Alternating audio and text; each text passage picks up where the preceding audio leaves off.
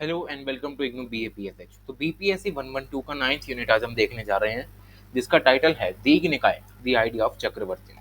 तो ये पूरा यूनिट 3 फेजेस में डिवाइडेड है, जहां पर आज हम पहले फेज की बात करेंगे। तो शुरुआत करते हैं दीघ निकाय से। तो दीघ निकाय का मतलब होता है it is a collection of dialogues mostly of Buddha himself. तो महात्मा बुद्ध यानी सिद्धार्थ ने जो भी अपने डायलॉग्स का यूज किया अपने सरमन्स देते हुए, उन सभी डायलॉग्स के रूप में एक कलेक्शन बनाई गई उन सभी डायलॉग्स की, और उसको एक किताब का रूप दे दिया गया, जिस किताब को हम दीघ निकाय के नाम से जानते हैं। तो सूत पिताग यानी बास्केट ऑफ डिस्कोर्सेज में 4 बड़े निकायों के बारे में हमें बताया गया है, जिसमें से पहले 2 निकाय एक सिंगल बुक बनाते हैं, जिनको कलेक्टिवली हम दीघ निकाय के नाम से जानते हैं। और दीघ निकाय को भी हम 34 लॉन्ग सूत्रों में बांट के रख सकते हैं। और इन 34 लॉन्ग सूत्रों में 27th यानी 27वां सूत्र, जिसका नाम है आगर्न सूत्र, इसमें हमें बुद्धिस्ट थिंकिंग में बताया जाता है कि कैसे origin and development of state जैसे आइडियाज का इवोल्यूशन होता है। क्योंकि बुद्धिज्म को प्राइमरीली आज के टाइम पे भी अगर हम देखें तो एक रिलीजियस और एक फिलोसॉफिकल कॉन्सेप्ट की तरह जाना जाता है, लेकिन बुद्धिज्म इससे आगे की चीज है।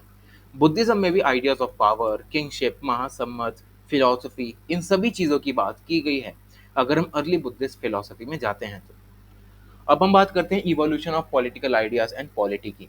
तो बीजी गोखले नाम के एक स्कॉलर हैं, जिन्होंने इस इवोल्यूशन ऑफ बुद्धिस्ट थिंकिंग को 3 डिस्टिंक्ट फेजेस में बांटा है, जिसमें से पहली फेज इनिशियल फेज मानी जाती है, जहां पर theory of origin of the state के बारे में हमें बताया जाता है, जो कि निकल के आती है महासम्मत की स्टोरी से।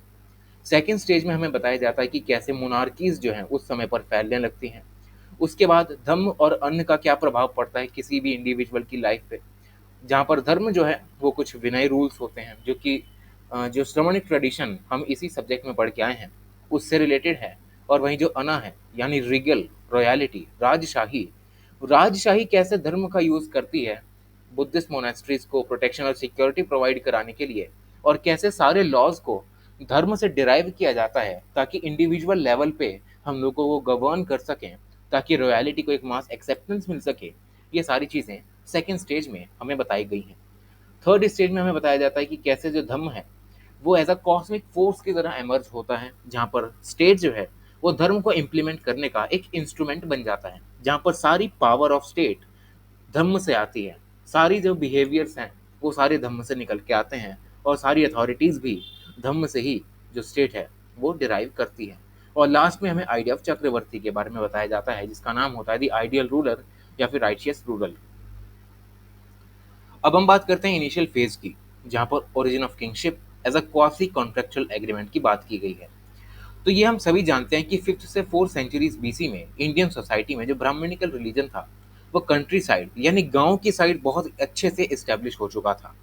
लेकिन जैसे जैसे समय आगे बढ़ा, 6th सेंचुरी पास आने लगी, तो इस पीरियड को हम पीरियड ऑफ सेकंड अर्बनाइजेशन बोलते हैं, जहाँ पर अर्बन सेंटर्स जो हैं वो बढ़ने लगे। अब जैसे ही अर्बन सेंटर्स बढ़ने लगे, यहाँ पर आइडियोलॉजीज में डाइवर्सिफिकेशन होने लगा, अलग अलग तरीके की आइडियोलॉजीज निकल के आने लगी। इन अर्बन सेंटर्स में फूड सरप्लस हुआ करता था, मार्केट होती थी, मिलिट्री होती थी, और कुछ एडमिनिस्ट्रेटिव सेंटर्स भी हुआ करते थे, और स्मॉल स्केल पॉलिटिक्स भी हुआ करती थी। इनकी कुछ मेट्रोपॉलिटन कैपिटल्स भी हुआ करती थी इन बड़े लार्ज एम्पायर्स की।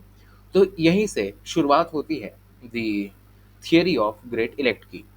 तो थियरी ऑफ ग्रेट इलेक्ट यानी महासम्मत जो है, उसमें हमें बताया गया है कि कैसे इवोल्यूशन हुआ, कि कैसे लोग पहले रहा करते थे, फिर किन फैक्टर्स की वजह से लोगों में यहाँ पर लालच आने लगा, उन्हें घमंड होने लगा अपनी सुंदरता पे, सेक्स डिफरेंसेस आने लग गए। इसी से परेशान होके लोग एक जगह इकट्ठा हुए। इकट्ठा होने के बाद उन्होंने एक एग्रीमेंट बनाया कि हम में से कोई चीफ ऐसा होना चाहिए जो कि हमें रूल करेगा, जिसका नाम होगा राजा, और उसे हम कुछ अपने तरफ से कुछ गिफ्ट दे दिया करेंगे, उसे हम टैक्स देंगे, उसे हम फसल का कुछ हिस्सा देंगे। तो सेम वही स्टोरी जो कि हमने ब्राह्मणिकल रिलीजन में पढ़ी थी, लेकिन उससे कुछ अलग यहाँ पर हमें महासम्मत की स्टोरी में पढ़ना है, जिसमें सबसे पहले हमें महासम्मत से पहले की कुछ प्रीमेवल कंडीशंस के बारे में बताया गया है। तो महासम्मत से पहले होता क्या था कि जो लोग थे वो माइंड मेड यानी अपने दिमाग से चलने वाले लोग थे। अच्छी खासी बुद्धि इन लोगों में हुआ करती थी, और इनका अलग सा तेज हुआ करता था। यहाँ पे कोई प्री मटेरियल एग्जिस्टेंस नहीं हुआ करता था, हायरार्किकल सोशल स्ट्रक्चर्स नहीं हुआ करते थे। और यही सेम चीज़ हम बुद्धिस्ट और हिंदू नैरेटिव्स में देख सकते हैं, जहाँ पर अर्लीस्ट बीइंग्स को इस तरीके से पोर्ट्रे किया जाता था कि वो एक प्योर और एक हार्मोनियस स्टेट में रहा करते थे। सब कुछ प्यार से रहा हुआ करता था। कोई भी तेरा नहीं, कोई भी मेरा नहीं, सबका एक कॉमन गुड यहाँ पर चलता था। लेकिन कुछ एक्सटर्नल फैक्टर्स ऐसे आए जिसने इवेंचुअली फॉर्मेशन कर दी किसी स्ट्रक्चर सोसाइटी की, और इसी स्ट्रक्चर्ड सोसाइटी को गवर्न करने के लिए कुछ गवर्नेंस सिस्टम्स भी अब सोसाइटी में आना चालू हो गए। आगे बात करते हैं introduction of element of water की।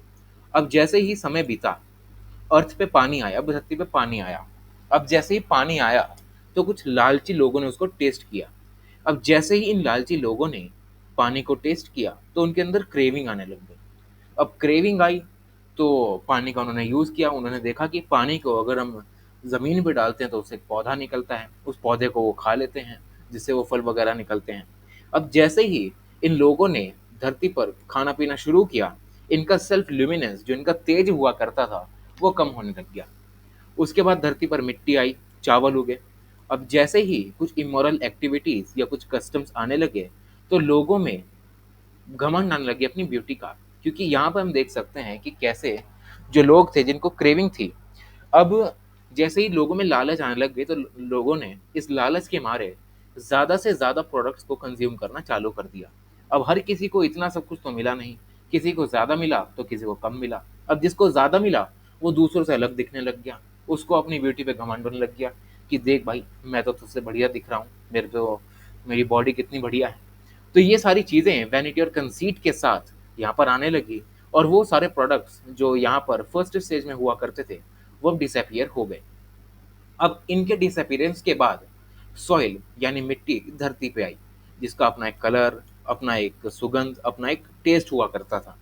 अब इन लोगों ने इस पर भी फीस्ट करना चालू कर दिया। इसके जो पौधे वगैरह हो गए हैं, इन्होंने इसको कंज्यूम किया बहुत ही लंबे समय तक। अब वो जो लोग हुआ करते थे वो बहुत ही ज़्यादा वेल नरिश्ड बनने लग गए। अब उनकी ब्यूटी में भी डिफरेंसेस आने लग गए। पहले तो ब्यूटी पे घमंड करते थे, अब ब्यूटी में भी उनमें डिफरेंसेस आने लग गए। अब अपना प्राइड इनके लिए सबसे ज़्यादा ऊपर हुआ करता था। अब जैसे जैसे प्राइड इन लोगों में हुआ, ये भी आउटग्रोथ्स जो थे वो डिसअपियर हो गए। अब इन सभी आउटग्रोथ्स के डिसअपियर होने के बाद क्रीपर्स धरती पे आते हैं। अब क्रीपर्स कुछ ऐसे पौधे होते हैं जो कि ज़मीन पर फैल के उगते हैं, ये नीचे से ऊपर नहीं बढ़ते आम पेड़ों की तरह। तो अब जैसे ये क्रीपर्स आते हैं तो ये लोग उनको भी खाना शुरू कर देते हैं। अब ये भी वैनिश हो जाते हैं क्योंकि सेम फिनोमिना, अब सबकी जो ब्यूटी हुआ करती थी वो डिफरेंशिएट होना चालू हो गई। लोगों ने अपना अपना घमंडी पना जो था वो दिखाना चालू कर दिया, लोगों को घमंड आ गया अपनी ब्यूटी पे। अब ये चीज़ भी दोबारा से डिसअपियर हो गई। उसके बाद जो थी वो राइस भी अपीयर हुए, सेम वही चीज़, राइस भी डिसअपियर हो गए अपीयर होने के बाद। अब इसमें क्या हुआ कि सेक्स डिफरेंसेस भी आना चालू हो गए कि मैं आदमी हूँ तू औरत है, ये सारी चीज़ें भी अब आना शुरू हो गई थी। अब जो लोग पहले एक ही खेत पर चावल उगा के खाया करते थे, सबका एक कॉमन गुड हुआ करता था, एक कॉमन अंडरस्टैंडिंग से लोग चला करते थे। अब इसी लालच, pride in beauty, vanity and conceit जैसे ही इन लोगों में ये घर करना चालू कर दिया, इन लोगों ने अपने खेतों में बाउंड्रीज डालना चालू कर दिया। इन बाउंड्रीज के क्रिएट होने से प्राइवेट प्रॉपर्टी के कॉन्सेप्ट भी अब इंसानियत में आने लगे, और धीरे धीरे ईवल और इमोरल कस्टम्स भी आने लग गए, जहाँ पर वन सेल्फ की बात की है कि ये सब मेरा है, कोई तेरा नहीं है। जो कॉमन अंडरस्टैंडिंग जो माइंड मेड लोग पहले के समय पर हुआ करते थे, अब वो इन्हीं ब्यूटी, वैनिटी, कंसीट और ये जो है ये सारी चीज़ों की आने की वजह से इनमें अब घमंड आना शुरू हो गया। अब इसी घमंडी बनने की वजह से ये जो लोग थे वो प्राइवेट प्रॉपर्टी रखा करते थे। ठीक, अब किसी के पास ज़्यादा होती थी, किसी के पास कम होती थी। अब इससे होने क्या लगा कि अगर जिसके पास कम प्रॉपर्टी है वो कोशिश करता था कि दूसरे की प्रॉपर्टी का हिस्सा कुछ ले लिया जाए। अब वो कुछ गलत तरीके भी अपनाता था, जैसे कि वो कुछ ही जो प्लॉट हुआ करते थे वो कुछ प्लॉट को हथिया लेता था, कब्जा कर लेता था और उसे यूज़ करने लगता था। दूसरे को मार के उसका पूरा जो ज़मीन हुआ करती थी उसको उठा लिया करता था। चोरी आ गई, झूठ बोलना आ गया, और ये सारी चीज़ें जो अब सोसाइटी में आने लगी, उनकी वजह से जो लोग बच गए वो अब इनसे बहुत ज़्यादा तंग हो गए। अब तंग होने के बाद इन्होंने एक फैसला किया कि हमें एक चीफ की ज़रूरत है जो कि कॉमन गुड को प्रमोट करे और हमारा सोसाइटी जो है उसमें सोशल ऑर्डर को मेंटेन करे। और यहीं से महासम्मत की जो स्टोरी है वो शुरू होती है। अगर लास्ट में इसके कंक्लूजन पे जाएं तो दीघ निकाय में बताया जाता है कि कैसे ग्रीड, सेल्फिशनेस, थेफ्ट, इन सभी की वजह से जो सोशल ऑर्डर उस समय की सोसाइटी में चला करता था वो डिसरप्ट हो गया। और इसी सोशल ऑर्डर को मेंटेन करने के लिए लोग एक जगह पर इकट्ठा हुए और उन्होंने एग्री किया कि वो अपने में से ही एक चीफ को चुनेंगे जिसका मकसद होगा कि वो सोशल ऑर्डर को मेंटेन करें और समय पड़ने पर वो न्याय भी दे सके। इसके बदले में जो लोग थे वो उसे अपनी फसल का कुछ हिस्सा देने के लिए राजी हुए। अब इसके इम्प्लीकेशन पर अगर हम जाएं तो ओरिजिन ऑफ स्टेट हमें इस तरीके से दिखाया गया है कि कैसे एक क्वासी कॉन्ट्रेक्चुअल एग्रीमेंट के जरिए जो किंग है, जो राजा है, वो लोगों के लिए कुछ फंक्शंस परफॉर्म करने के लिए राजी हो जाता है। वहीं जो लोग हैं उसे कुछ राइट्स देने लगते हैं, ठीक है, उसे कुछ अधिकार देते हैं, फिर उसे वो टैक्स भी देते हैं। तो इससे हम ये देख सकते हैं कि जो इनिशियल व्यू था किंगशिप का वो एक यूनिवर्सल एम्परर का नहीं था बल्कि एक ग्रेट अपॉइंटी का था कि कैसे लोग अपने में से ही एक इंसान को चुनते हैं जो कि उन पर आगे आने वाले समय में रूल करेगा। अब हम बात करते हैं psychological foundations of the political speculation की। तो बुद्धिस्ट थिंकिंग के बेसिस ऑफ किंगशिप पर अगर हम जाएं तो डिवाइन विल पर ये आधारित नहीं है। जैसे कि ब्राह्मणिकल ट्रेडिशन में हमने पढ़ा था कि ब्रह्म के पुत्र जो मनु हैं वो यहाँ पर आते हैं एक राजा के रूप में, एक भगवान के अंश के रूप में, और वो लोगों पर राज करना चालू करते हैं और लोग उन्हीं को अपना भाग वगैरह देने लगते हैं। तो ब्राह्मणिकल रिलीजन में ये था कि जो राजा है वो सीधा भगवान का प्रतिनिधि है। लेकिन बुद्धिस्ट ट्रेडिशन में ऐसा नहीं था बल्कि लोगों ने अपने में से ही एक इंसान को चुना और उसे गद्दी पे बिठा दिया जो कि उनके बिहाफ पर रूल करेगा, उनके लिए काम करेगा, और वो जो लोग हैं वो उसे टैक्स देंगे और अपनी फसल का कुछ हिस्सा देंगे। तो ये डिफरेंसेस हमें बुद्धिस्ट थिंकिंग और ब्राह्मणिकल थिंकिंग में दिखाई देते हैं, जहाँ पर बुद्ध ने एक रेवोल्यूशनरी चेंज ला दिया पूरे ही वर्ल्ड व्यू में, जहाँ पर अपनी कंटेम्प्रेरी सोसाइटी में इन्होंने एक नया एरा चालू किया जहाँ जो सोशल इन्वेस्टिगेशंस हैं वो अब धीरे धीरे सोसाइटी में आने लग गई, जहाँ बुद्ध ने टोटली गॉड हेड को रिजेक्ट कर दिया जो कि ब्राह्मणिकल रीजन में चला करता था। अब आगे जाके बात करते हैं तो बुद्ध को ये लगता था कि जो बींग्स जो पहले की ओरिजिनल स्टेट में रहते थे वो लालच की वजह से बुरे फंस गए। लालच की वजह से लोगों ने एक दूसरे के गले काटने शुरू किए। एक सोशल और इंडिविजुअल सुपीरियोरिटी लोगों में आनी शुरू हो गई फिजिकल ब्यूटी की वजह से। उसके बाद जैसे ही लोगों में सेक्स डिफरेंसेस आने शुरू हुए, इसी वजह से जो ईविल थे जैसे कि लस्ट, अब ये भी आना शुरू हुआ। इससे हुआ क्या कि पूरा ही सोशल ऑर्डर जो एक सोसाइटी हारमोनियस हुआ करती थी वो हारमोनियस के नाम पर एक बार lust, sex differences, physical beauty के ऊपर सुपीरियोरिटी, ग्रीड, सेल्फिशनेस, इन सभी चक्करों में अब हमारी सोसाइटी जो है वो फंस चुकी है। और इसी से निकालने के लिए जो अब महासम्मत है उसको हमें बुलाना चाहिए। अब लस्ट के एडिशन में भी ये बताया जाता है कि जो प्राइवेट प्रॉपर्टी का इंस्टीट्यूशन है उसने भी स्टेट को डिसइंटीग्रेट करने का काम किया, क्योंकि अब लोग जो थे वो अपनी अपनी ज़मीनों पर किसी को भी आने नहीं दिया करते थे। वो सब मेरा है, कोई किसी को शेयर वगैरह नहीं करता था। सब जो थे वो प्राइवेटली ही अपने सारे काम किया करते थे इन टर्म्स ऑफ प्रॉपर्टी। अब जैसे ये लोग डिवाइड होना चालू हुए, जैसे चावल के खेत लोगों ने डिवाइड करना चालू कर दिया, उन पे बाउंड्री बनानी चालू कर दी, इससे डिवीजन ऑफ प्रॉपर्टी हुआ। अब जैसे डिवीजन ऑफ प्रॉपर्टी हुआ लोगों ने चोरियां करनी शुरू कर दी। जिसके पास ज़्यादा प्रॉपर्टी उसके पास ज़्यादा पैसा। अब जिसके पास कम प्रॉपर्टी कम पैसा हुआ करता था वो दूसरे के घर पे डाका डालने पहुंच जाता था। तो जैसे जैसे ये हुआ धीरे धीरे लोगों में चोरी जैसी आदतें पड़ने लग गई। लोग झूठ बोलना उन्होंने चालू कर दिया। सेंसर जैसी चीज़ें भी अब आने लग गई। अब इसी से बचने के लिए ग्रेट इलेक्ट का जो इंस्टीट्यूशन था उसकी नेसेसिटी लोगों को फील हुई। उसके बाद जैसे हम देखते हैं कि स्टोरी में पहले ही हमें बता दिया गया है कि कैसे ग्रेट इलेक्ट की स्टोरी शुरू हुई, सेम यही चीज़ हमें यहाँ भी बताई गई है। अब हम बात करते हैं कि जो ग्रेट इलेक्ट महासम्मत को लोगों ने चुना उसका नेचर कैसा था। तो डायलॉग्स ऑफ बुद्धा में जो स्कॉलर हैं वो हमें बताने की कोशिश करते हैं कि जो बुद्ध थे वो या तो कहते थे कि एक राजा को ले आओ या फिर एक रिपब्लिकन चीफ को ले आओ, क्योंकि जो महात्मा बुद्ध यानी जो सिद्धार्थ थे वो खुद एक शाक्य क्लैन से आते थे जो कि एक रिपब्लिकन पॉलिटी हुआ करता था, जहाँ पर लोग एक साथ बैठकर कुछ फैसले लिया करते थे और उनका एक चीफ हुआ करता था।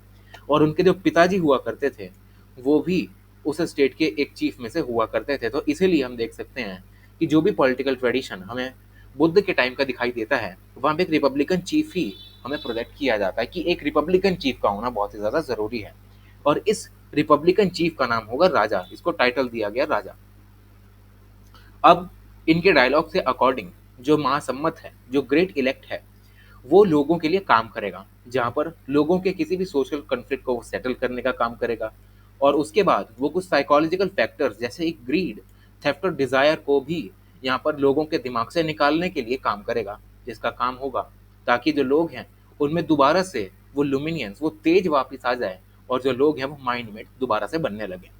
अब क्योंकि जो ग्रेट इलेक्ट था वो सारी अथॉरिटी लोगों से डिराइव किया करता था, तो ये एजम्पशन था कि जो पॉलिटिकल अथॉरिटी है वो लोगों के बीच में ही लाया करती है। जैसे कि आज के टाइम पे हम डेमोक्रेसी में देखते हैं कि हमारे जो हमारा प्रियम्बल है उसमें लिखा गया है कि we the people of India. तो इससे यह पता लगता है कि कैसे जो सारी अथॉरिटीज है वो भारत के लोग ही उन लोगों को यानी सरकार को देते हैं उन पर रूल करने के लिए। तो इससे हमें पता लगता है कि बुद्धिस्ट ट्रेडिशन में भी कुछ ऐसी चीजें हुआ करती थी। अब जैसे ही हम आगे बढ़ते हैं तो वीपी वर्मा नाम के एक स्कॉलर हैं, वो ये कहते हैं कि जो ग्रेट इलेक्ट हुआ करता था उसमें जो पॉलिटिकल अथॉरिटी हुआ करती थी वो कंसेंट पर बेस्ड रहती थी। लेकिन वीपी वर्मा से अलग कुछ ऐसे भी हिस्टोरियंस जो थे, वीपी वर्मा खुद ये कहते हैं कि ग्रेट इलेक्ट जो है वो कंसेंट के बेसिस पर नहीं था। लेकिन कुछ जो हिस्टोरियंस है वो ये भी कहते हैं कि क्योंकि इलेक्शन जो था, हमने ऊपर देखा ना कि कैसे लोग इकट्ठा हुए, इन्होंने एक सहमति बनाई, हम एक चीफ को चुनेंगे जो कि हम पे रूल करेगा, तो उन्होंने एक इलेक्ट किया। तो इस इलेक्शन की वजह से, इस कलेक्टिव कंसेंसस की वजह से ये बुद्धिस्ट ट्रेडिशन में माना जाता है कि जो ग्रेट इलेक्ट है वो एक कलेक्टिव कंसेंसस है, यानी एक सहमति से आया है, तभी इसका नाम महासम्मत पड़ा है। उसके बाद जो नोशन महासम्मत का दिया गया वो ये है कि उसका एग्जिस्टेंस तब तक है जब तक वो कॉमन सोशल एंड्स के लिए काम करता है और कॉमन इंटरेस्ट के लिए काम करता है। इसका मतलब ये है कि सोसाइटी को एक ऐसा कॉमन सुपीरियर चाहिए ताकि जो भी चीज़ें हमारी सोसाइटी में हो रही हैं, हमारी सोसाइटी में डकैती हो रही है, हमारी सोसाइटी में चोरी हो रही है, तो ये कोई एक सुपीरियर बंदा आए और इन सभी को कंट्रोल करे, जिसकी बात सब माने, ना कि एक इंडिविजुअल अपनी कोर्सिव पावर का यूज करे दूसरे चोरों को और रॉबर्स को यहाँ पर पनिश करने के लिए। बल्कि हमें एक राजा चाहिए जो कि जो जिसने भी चोरी की, जिसने भी डकैती करी, उसको एक सुपीरियर इंसान ही इनको सजा देगा, कोई भी आम इंडिविजुअल सजा नहीं देने का, एक ये नोशन होता है। उसके बाद जो ग्रेट इलेक्ट है उसके पास पावर रहती है किसी को भी सेंसर करने की, किसी को भी पनिश करने की। इससे है हम ये देख सकते हैं कि कैसे कॉमन गुड का जो कॉन्सेप्ट है वो आगे बढ़ता है। फिर नेक्स्ट पॉइंट में बताया गया है कि जो ग्रेट इलेक्ट है उसका काम यह है कि वो धर्म के अकॉर्डिंग, यानी धर्म के अकॉर्डिंग रूल करे। इसका मतलब ये है कि जो धर्म है उसका स्थान पॉलिटिकल फिलॉसफी जो कि बुद्धिस्ट टाइम की है उसमें बहुत ही ज़्यादा है, क्योंकि धर्म में बहुत ही अच्छा खासा मॉरल कंटेंट डाला गया है, जहाँ पर ये बताया जाता है कि ग्रेट इलेक्ट का मतलब ये नहीं कि वो राज करे, दूसरों को पनिश करे, ये नहीं, बल्कि दूसरों में वो चार्म करे, दूसरों को प्रोत्साहित करे अच्छे काम करने के लिए, सभी को रिस्पेक्ट करने के लिए। ठीक है, ऐसा एक पॉलिटिकल सुपीरियर हमें चाहिए जो कि धर्म से ही निकल के आता है, जो कि होता है हमारा ग्रेट इलेक्ट यानी महासम्मत। तो वीपी वर्मा आगे हमें बताते हैं डायलॉग्स ऑफ बुद्धा में कि जो हमारा ग्रेट इलेक्ट था वो एक नेचुरलिस्टिक ओरिजिन का था, ना कि डिवाइन ओरिजिन का। क्योंकि हमने देखा है कि कैसे लोग इकट्ठा हुए, उन्होंने एक चीफ को चुना, ना कि ब्राह्मणिकल रिलीजन के जैसे, जहाँ पर जो भगवान का जो रिप्रेजेंटेटिव है वो राजा के रूप में आके यहाँ पर डिवाइन जो थियोरी है उसको ज़्यादा प्रमोट करता है कि सीधे भगवान ने तुम्हें रूल करने के लिए मुझे भेजा है तो इसलिए मैं तुम पे रूल कर रहा हूँ, मेरा ओरिजिन ही भगवान से हुआ है। लेकिन बुद्धिस्ट थॉट में ऐसा नहीं, बुद्धिस्ट थॉट में एक नेचुरलिस्टिक पिक्चर हमें दिखाई जाती है कि कैसे लोगों ने अपनी सहमति से एक इंसान का इलेक्शन किया और उसे गद्दी पर बिठाया ताकि वो उन पर रूल कर सके। तो उनके अकॉर्डिंग जो ग्रेट इलेक्ट था वो एक सोशल सर्कल्स ऑफ नोबल से आता था, जिसको एक खटिया के नाम से जानते हैं और द लॉर्ड ऑफ फील्ड के नाम से जानते हैं। उसके बाद बुद्ध सेम वही चीज़ जो कि थियोलॉजिकल गॉडहेड को रिजेक्ट करते हैं और ये कहते हैं कि हमें नेचुरलिस्टिक ओरिजिन का ही रहना है, ना कि डिवाइन ओरिजिन का जो कि ब्राह्मणिकल रीजन में हुआ करता था। उसके बाद स्ट्रमणिक ट्रेडिशन में जैसे हमने कि पढ़ा था कि फंक्शनल ऑक्यूपेशन के हिसाब से जो बुद्धिस्ट पॉलिटिकल थॉट है उसमें जो सोसाइटी है उसको 4 कास्ट में और दबाया जाता है। ठीक, लेकिन अगर मैं बुद्धिस्ट ट्रेडिशन की बात करूँ, सॉरी ब्राह्मणिकल ट्रेडिशन की, तो ब्राह्मणिकल ट्रेडिशन में फंक्शनल ऑक्यूपेशन के हिसाब से जो सोसाइटी थी उसको 4 कास्ट में बाँटा हुआ था, ब्राह्मण, क्षत्रिय, वैश्य और शूद्र। लेकिन जो हमारा बुद्धिस्ट ट्रेडिशन है, उसमें न्यूट्रलाइज़ तरीके से सभी डिवाइन एलिमेंट्स को देखा गया और कोई भी एक पर्टिकुलर सोशल ऑर्डर को कोई भी मिथिकल डिवाइन एलिमेंट्स दिया ही नहीं। जैसे कि ब्राह्मणिकल रिलीजन में जो लोग ब्राह्मण हुआ करते थे, उनको सबसे ज़्यादा अच्छा माना जाता, सीधा भगवान का ये माना जाता है कि अंश ही है, ठीक। अब इनको सारी भगवान की जो भी चीज़ें हुआ करती, जैसे कोई रिचुअल परफॉर्म करना, कोई मंत्र पढ़ना, तो ये सारी चीज़ें हमें यहाँ पर ब्राह्मणिकल थॉट में दिखाई देती हैं। लेकिन बुद्धिज़्म में कुछ ऐसा नहीं होता। किसी भी तरीके का कोई stratification in terms of their functions Buddhist thought में हमें नहीं पता लगता। तो इससे हम ये देख सकते हैं कि जो महासम्मत है, उसकी एक अच्छी खासी सोशियोलॉजिकल जो सिग्निफिकेंस है, वो हमें यहाँ पर दिखाई देती है, जो कि आगे जाकर पॉलिटिकल इन्वेस्टिगेशन का काम करती है। उसके बाद जो स्टेट है उसे एज अ प्यूनिटिव इंस्टीट्यूशन की तरह दिखाया जाता है, जहाँ पर उसका मेन काम लॉ एंड ऑर्डर को इम्पोज करना होता है, क्योंकि उसके बिना जो ह्यूमन बींग्स हैं वो सर्वाइव नहीं कर सकते। और अगर सोसाइटी में लॉ एंड ऑर्डर नहीं रहेगा तो फिर वही चोरी होगी, लोगों के गले कटेंगे, लोग परेशान होंगे, तंग होंगे। इससे बढ़िया यही है कि state as a punitive institution काम करे, जिसकी रिस्पॉन्सिबिलिटी हो कि लॉ एंड ऑर्डर को इम्पोज करें, ताकि जो ह्यूमन बींग्स हैं वो ऑर्डरली सोसाइटी में रह सकें। उसके बाद स्टेट और इंडिविजुअल के रूप में जो रिलेशनशिप हमें यहाँ पर बताई गई है वो एक कॉन्ट्रेक्चुअल ऑब्लिगेशन है, जहाँ पर जो स्टेट है वो एक बात को कहती है और जो सब्जेक्ट है वो एक बात को मानता है। लेकिन ये जो ऑब्लिगेशन है वो एक म्यूचुअल है, ठीक है। जहाँ पर अगर एक पार्टी इसे वायलेट करते यूनिलेटरली, तो उसका कोई ऑब्लिगेशन नहीं हो जाता, सीधे इस पे यहाँ पर जो कार्रवाई है वो कर दी जाती है। लास्ट में हमें ये बताया गया है कि जो बुद्धिस्ट व्यू ऑफ किंगशिप है, जहाँ पर हम ड्यूटीज़ और रिस्पॉन्सिबिलिटीज़ की बात करते हैं, तो ये सारी चीज़ें सोशल कॉन्ट्रैक्ट के बेसिस पे आती हैं, जो कि फर्स्ट स्टोरी में ही हम ये जान चुके हैं। तो बुद्धिस्ट आइडिया जो है ये सोशल कॉन्ट्रैक्ट का, ये एक इवोल्यूशनरी व्यू ऑफ सोसाइटी को दर्शाता है, जहाँ पर जो लोग हैं उनको ज़्यादा महत्व दिया जाता है, ना कि ब्राह्मणिकल व्यू में, जहाँ पर जो राजा को ही भगवान का रिप्रेजेंटेटिव बना दिया जाता है, भले ही वो राजा बेकार हो, भले ही वो राजा कितना ज़्यादा अत्याचारी हो, कितना भी अपनी प्रजा पर अत्याचार कर रहा हो, लेकिन भले ही वो एक भगवान का अंश है, हम उसके खिलाफ कुछ बोल नहीं सकते। लेकिन बुद्धिस्ट आइडिया में ऐसा नहीं है। लोगों की सहमति से, रिपब्लिकन सिस्टम से जो लोग हैं वो एक चीफ को चुनते हैं, ताकि वो एक राजा जो है वो उन पर रूल कर सके और सोसाइटी को आगे बढ़ा सके। तो यहीं तक खत्म होता है हमारा पहला part. Thank you so much.